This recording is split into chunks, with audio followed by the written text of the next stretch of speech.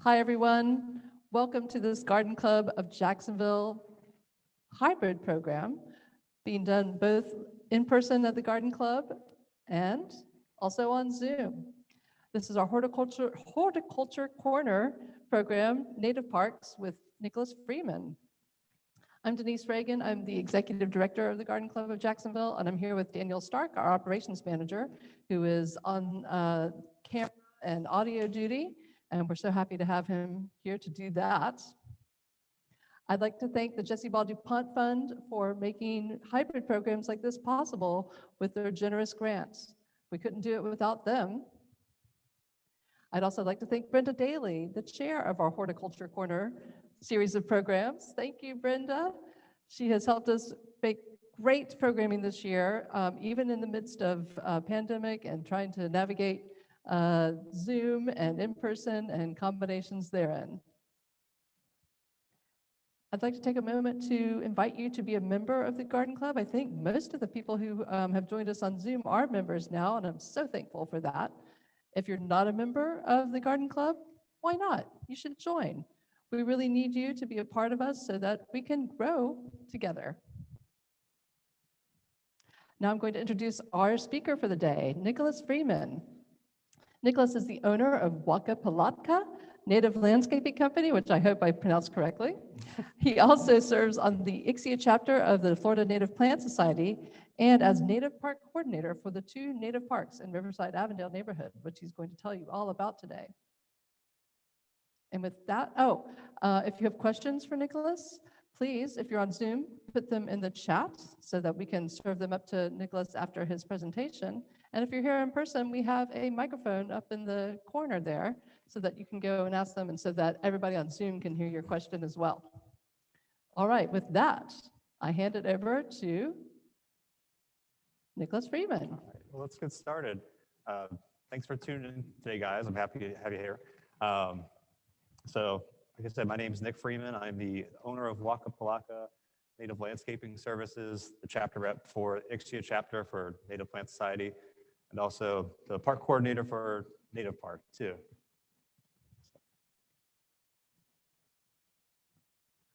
So before I kind of dive into the park today, or the talk today about Native Park, just want to talk to you about why native plants are important.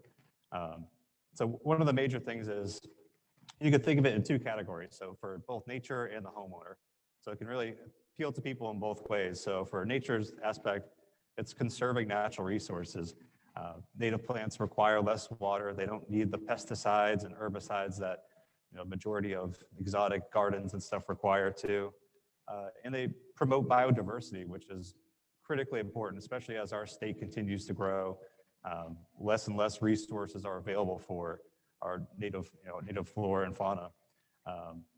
So native plants have developed this intimate relationship with a lot of our insects and birds. So by planting native in your yard, you're in essence kind of restoring what needs to be there. And also the benefits for the homeowner too. So again, less water, less care means more time enjoying your garden, less maintenance that you need to put into your garden as well. So all important aspects too. Again, no harmful chemicals. So again, you're saving the insects and birds that are in the environment, but also it's better for your family too. You're not exposed to those chemicals. And again, it's bringing nature to your yard. So it brings you closer to nature. So I assume, has everyone been to Native Park here? Okay, so a few of us have. So Native Park, it's pretty much smack dab in the middle of Avondale. It's pretty easy to find. It's just off of Park Street where Park meets Avondale and Belvedere there. It's probably about a little over an acre in total. So there's Native Park 1 and Native Park 2, which we'll talk today about today. And that picture on the right that you can see is actually the view of the park if you're coming along Park Street there. So on this next slide, that right image that you see, that's an old historical map of the Avondale Riverside area. So when the area was first created, areas throughout the park or the neighborhood were designated as parks. And during the 1920s, indigenous plants were started to be planted in the park by the Avondale Garden Circle, which I think was affiliated with the Garden Club here in Jacksonville. During that time, it was kind of a slow process until 1932 when it was officially dedicated as a native park, mostly to kind of display the study of native plant life, but also to kind of show the resilience of native plants as well, and how well they are adapted to our area.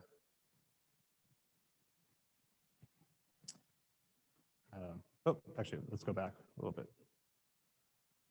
So during the period from the 1930s kind of onward, there's not a lot of history in terms of who was taking care of the park or what was done with it, really until about like the 1980s when Dr. Ragland started getting involved.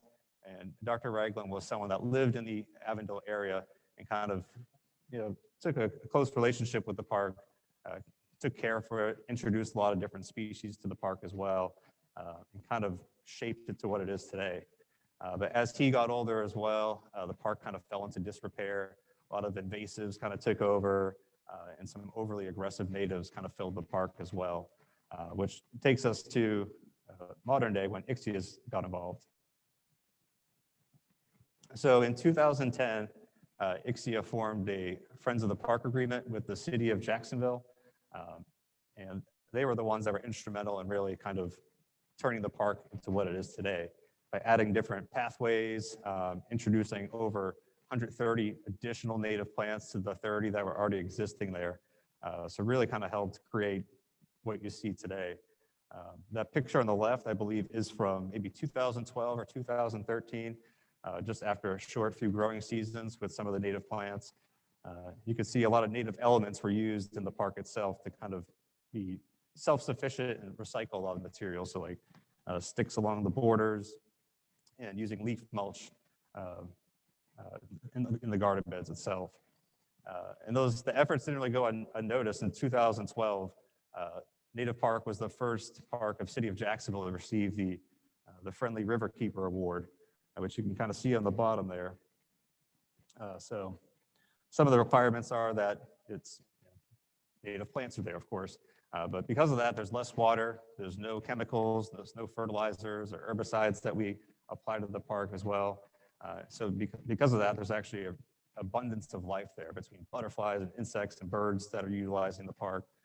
So within that small acre park, there's actually a lot of life, despite it being surrounded by kind of this urban jungle. And on the right as well, you can see that was an inventory of the park that was taken in 2010. You can see that the layout was much different. There was a few garden beds, but if you go to the park today, it's much more filled in than that.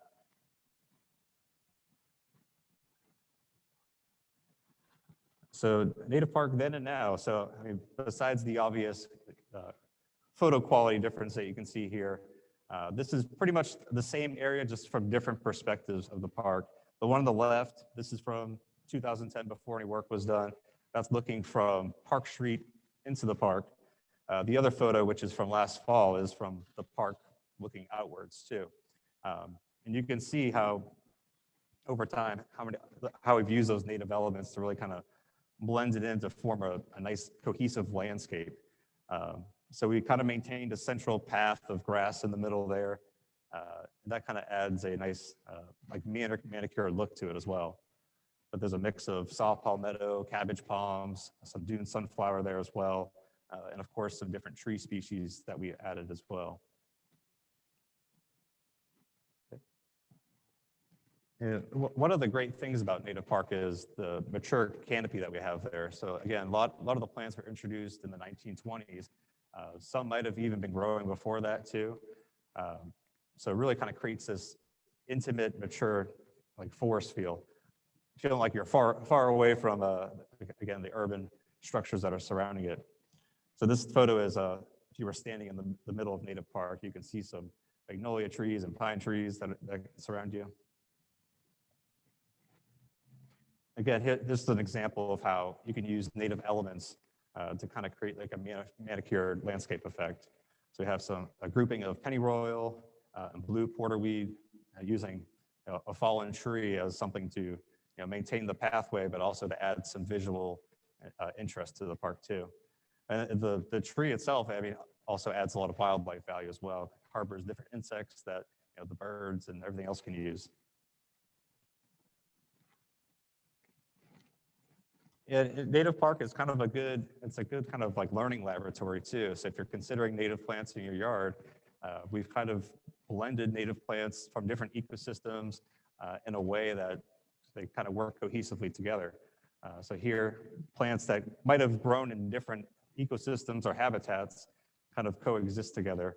Maybe not their ideal situation, but they all work well together, like the Adam's needle kind of is a juxtaposition against the Walter's viburnum and the coral honeysuckle, or coral bean that you see there too. Kind of creates different textures. And these are things that you can use in your yard too.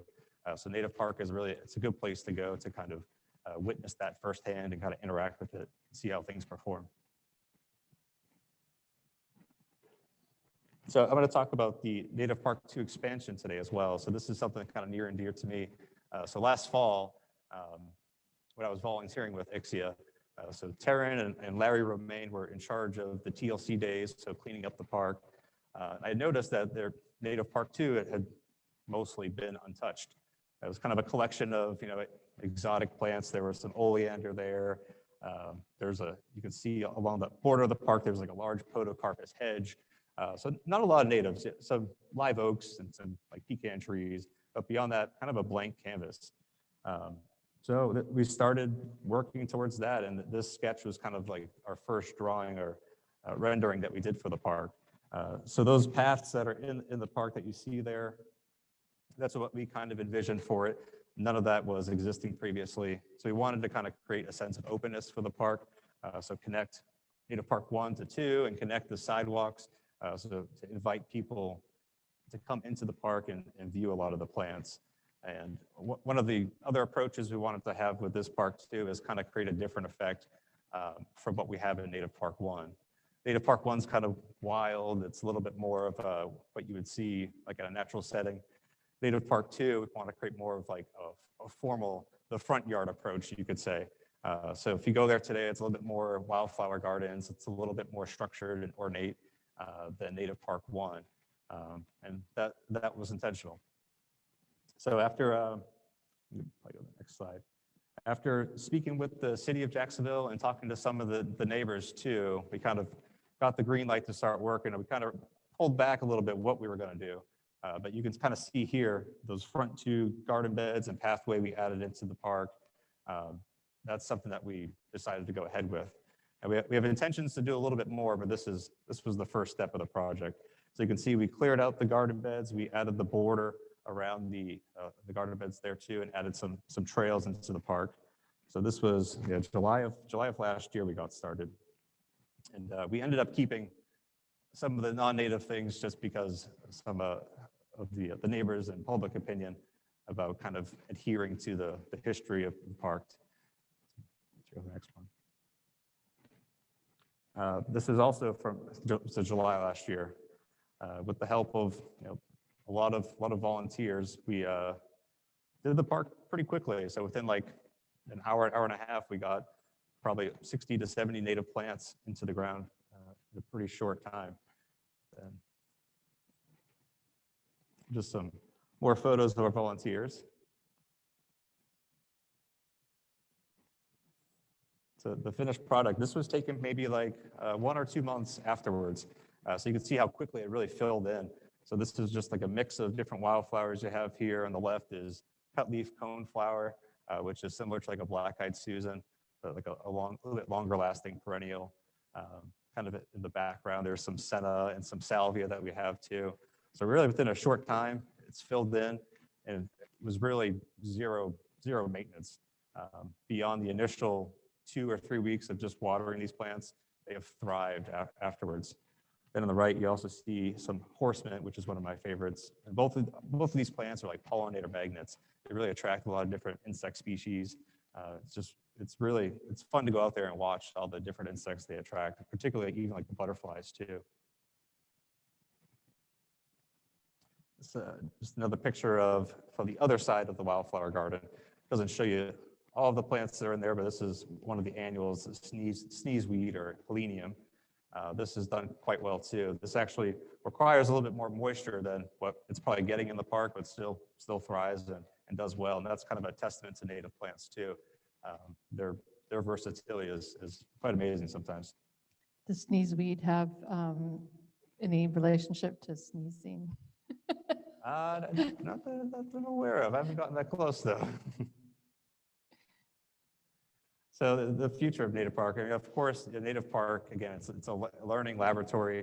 We want people to come out there and interact with it, and to continue to learn and promote native plants too.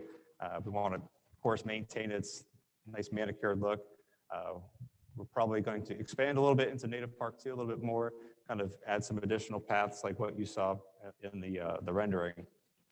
But again, try to keep the front yard appeal to Native Park too. So mostly wildflower beds, maybe add some meadow effects, so introduce lots of grasses, because all of that's important habitat for wildlife too. So we really just try to diversify the parks as much as possible so people can continue to go there and see all the different species. So how you can get involved? So once a month we have something called TLC Day, which is basically a group gathering where we kind of take care of the park, but it's also, again, a good opportunity to meet some like-minded people, to see the native plants and their habitat, learn how to care for them, learn about some different specifics of each plant. You can have events at Native Park too, whether it's something informal, just hanging out with friends or having a picnic, or even more formal events too. It's a great space to enjoy. And again, Native Park is really for you to learn how you can use native plants in your landscape too, to kind of witness them. And if you want the link to our local Ixia chapter for Florida Native Plant Society is at the bottom as well. So definitely encourage you to go there, kind of learn more about native plants. The website itself is great. There's actually ways to kind of categorize all the native plants by different type and their requirements on the Native Plant Society chapter or website too. Okay. Any questions? All right, so we've come to the Q&A portion of this program. So if you have questions, please feel free to use the mic so that, yeah, if you'd like to go up there, Daniel. Daniel has a question. I'm going to start it off with one that's, I think a lot of people have this question is, where do I start? If I want to start putting native plants into my yard, what's a good starting place? Yes, I get that question quite a bit because it can be kind of overwhelming because, of course, a lot of people aren't aware of native plants or familiar with them. So, of course, there's a lot of good resources, including even contacting some people who specialize in that too. But really the native plant website too, the Florida Native Plant Society, that's a great learning piece because you can literally just put in your zip code or whatever your requirements of the yard is, and it'll give you a list of plants, and you can kind of look at each specific one and see if that's something that appeals to you. And there's ways to even find if they're available locally to buy. Great. Go ahead. I want to know, is there a meal week beside the butterfly week that I can have in Florida? Okay, so I guess that question came over Zoom. So I'm not quite sure that I understood it. Did you hear it? I think it's too excellent. So, I'm looking for meal weeks that is suitable for North Florida. Muley? Is that? Yes, for Muley grass? butterfly. Yes, muley.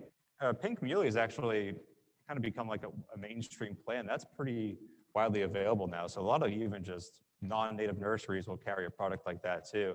But again, if you're looking for like specifics of what would do well in your yard or this region too, the Florida Native Plant Society website's great.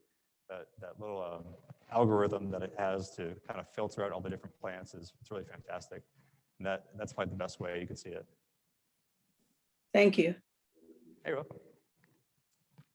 So Nicholas, I wanted to say thanks. That was a really, really great presentation. And I'd be curious to hear a little bit more about the public input process that you guys went through, and just how you went about like getting input from community members and what kind of input ended up being incorporated into the project. Sure. So that was kind of a learning process for me too, because that was my first time kind of going through that process. So I mean, initially what it was, I just kind of picked the brains of the neighbors too. So I walked around and introduce myself to the neighbors and see how receptive they were to having like a native garden, expanded into native park too. Some elements that they wanted to incorporate into the park are things that they didn't want to change, like for example, that podocarpus hedge, and also like some of the other trees. So they wanted to maintain those elements too. So that was like the first step. Then of course, talking with the city, there's a lot of good resources and context there. Keith Myrell and Jill Enns were really instrumental in kind of getting that going too. So they set up a meeting for us. So myself, Taryn, and Larry Romaine actually went downtown to the Parks Department and kind of walked them through our design and what our vision was for the park.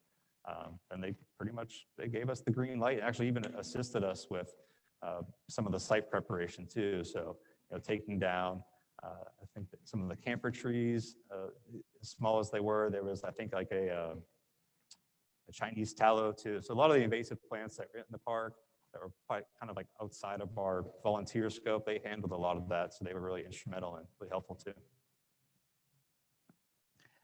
So Daniel, tell me what some of your favorite native plants are and why. What are the ones that you just love, and what is the reason? Well, my wife makes fun of me because I say everything's my favorite plant. I'm kind of a tree guy. So like the Prunus genus, so like a lot of the cherry trees, I'm like a big fan of that too. And even grasses, like I'm a pretty big fan of, just because they have so much wildlife potential to them. Mostly drawn to species that benefit wildlife more than anything. The fancy shiny flowers don't really do it for me. And so tell me, in Jacksonville, Florida specifically, what are the plants that you think do the best? Like you can't go wrong. They're like, if you're going to plant something in your yard and you don't want to have to worry about it all the time. Sure. Yeah. What are your go-tos? Yeah, there's kind of like some mainstream players out there that are just old faithfuls really. So like red sage, for example. So like the Salvia plant does well in a variety of different environments. So really from like moist ground to dry ground, full hot sun, to even a fair amount of shade too. That's a great flower. Even Gaillardia, which isn't technically considered a native plant anymore, that one does pretty well too. And the pink muley grasses. I mean, the list kind of goes on. There's quite a few. And again, native plants are so adaptable too. In native park, we have trees and different shrubs that you would typically see in a kind of a wet ravine or pretty shaded areas that are in kind of like a total opposite environment at native park too. So, Are there some that you just think aren't used enough, native plants, like that you would just wish that more people would put them in? Yeah. Yeah, I mean, there's a huge list of native plants that are underutilized, and I guess the part of that problem is too the demand's not there, so it's hard for these nurseries to get to a point where it's feasible for them to produce it. But there's kind of a vast list of underutilized native plants. Beyond just like the Gaillardia and the pink muley grass, the ones that you see in like a lot of the landscapes. So, but even kind of to add to that, like Viburnums, for example, everyone's probably familiar with like Walter's Viburnum. That one's pretty common. That one's like used commonly in like commercial landscapes too. That's probably like one of the most valuable wildlife plants. So it's a pollinator source. It's a host plant to a number of butterflies. It also produces berries for birds too. And there's a lot of other Viburnum species out there that do that a lot better than Walter's Viburnum. But yeah, Walter's is the more common one. Yeah. Is there maybe a plant sale coming up that everybody should know about? There is. You double check the date on that so I don't mess it up. It's April 24th from 10 a.m. to Ixia, so the Florida Native Plant Society chapter in Jacksonville is having its 6th annual plant sale at Native Park. So I think there'll be 2 other vendors out there. Some members from Ixia will be selling some plants too. So again, good time to check out the park, buy some native plants, and just kind of get and chat with some like-minded people too.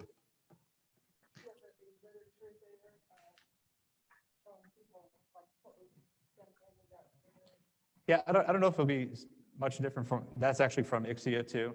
There might be a few other like packets and stuff, but I don't know if you ever looked at those before, but yeah, and I think one of the brochures, maybe on the bottom, actually has a pretty good like starters list too. Yeah, so for example, it has a pretty good display of different wildflowers and shrubs that you can do. And I think there's even one more brochure over there. So Nicholas brought some literature with him from Ixia and elsewhere that I imagine will also be available at the plant sale. Exactly.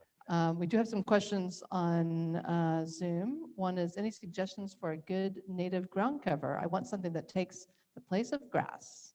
Sure. Yeah, there's quite a few ground covers. It kind of depends on what your soil and light conditions are. So for example, if it's full sun, fairly dry, but does have some moisture. So like sunshine mimosa is a good one. I use that in my own house too. I like that one because it's a nitrogen fixer. So it's in the legume family. It also has those like purple, pink flowers on it too. So it's really pretty, keeps the neighbors happy as well. But it doesn't grow up on anything too. So it sprawls like a vine, but it doesn't take over things. So I even have it intermixed with like wildflowers and shrubs, and it stays just on the ground, and it tolerates foot traffic pretty well too. So that's another perk. Other good ones like frog fruit, which actually may be in your yard already. A lot of people don't even recognize it. I mean, of course, it doesn't grow in a giant monoculture. It kind of grows in different patches, but again, that's another good one. That's also like a host plant, so I think like 3 or 4 butterflies. It's not as showy as sunshine mimosa. It's a little bit more obscure flowers, but it's still pretty, and really doesn't even require mowing too. It stays at like a perfect 4-inch height, which is really ideal. Fantastic. So we have a comment and a question. I have been slowly encouraging and incorporating native plants into my property over the past few years, says Kay. Sadly, I have been diagnosed with a degenerative disc disease and can no longer use a shovel. Can you recommend a landscaper? Hey, I can help you out. What yeah. has 2 thumbs? Yeah, if you ever need help, just send me an email or call me anytime. I can definitely help you with that too. So I do full service native landscaping from design to delivery to installation. So I can definitely help you out. Great. Do we have any more Any other questions questions? from the audience? Yes, yes. Yes, and for those of you on Zoom, we will be posting his contact information, so just wait a few minutes and you'll get that on Zoom as well. So yeah, we have a suggestion from the audience here that master gardeners can be a big help, who are increasingly turning to native options for landscaping and recommending that to everybody through their work. All right, yeah, and Daniel has put Nicholas's contact information in the Zoom. All right, so with that, I'm going to share my screen once more. And you can see his contact information on the screen as well now. And I'd like everybody here in person and on Zoom to give Nicholas a big hand of applause and a big thank you. Thanks, guys. All right, so we're going to finish out today's program with a couple of more announcements. We have several programs coming up, including the Garden Club's annual meeting on April 22nd. If you are a member of the Garden Club, then please make plans to attend this meeting. It will be a hybrid program, both in person and on Zoom, so you'll learn about several things happening at the Garden Club, and you'll have the opportunity to vote for the new nominees for the Board of Trustees, which is very exciting, I think. So put April 22nd on your calendar, and I believe Daniel's putting that link into the chat, if not mistaken. Okay, here's a really exciting program coming up, the Sip and See. We haven't done these for a little while, but we're bringing them back.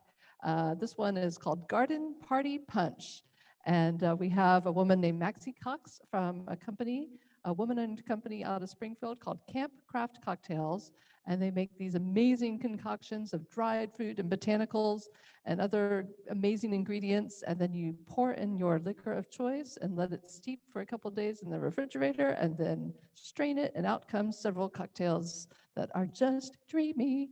And so she'll be giving you a little bit of background on mixology, and you'll do some tasting, and you'll go away with your very own little jar to take home and steep in your refrigerator.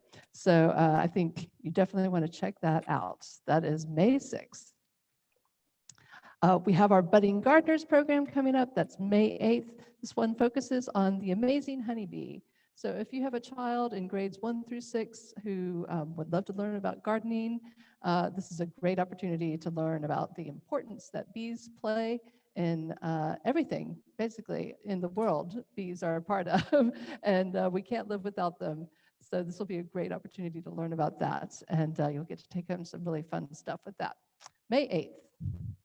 And coming up very soon, just around the corner, Designer Distinction featuring Ashley Woodson Bailey, who is a Riverside Avondale resident and an amazing floral arranger who also shoots photos of her works and then turns them into amazing art pieces, including fine art prints, wallpaper, fabrics, and other products.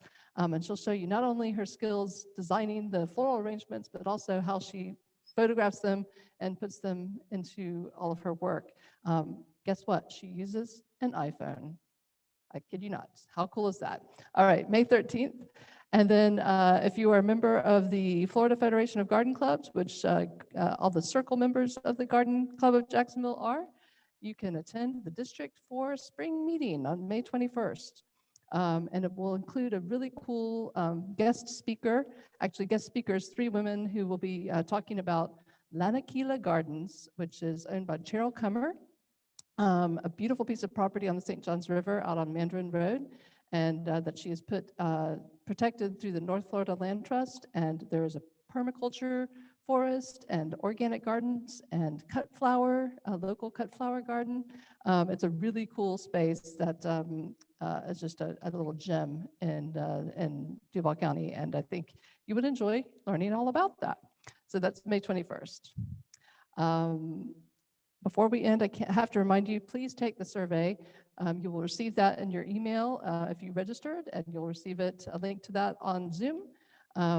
We desperately need you to take these surveys to tell us how we're doing, not only this program, but also to give us ideas for future programs.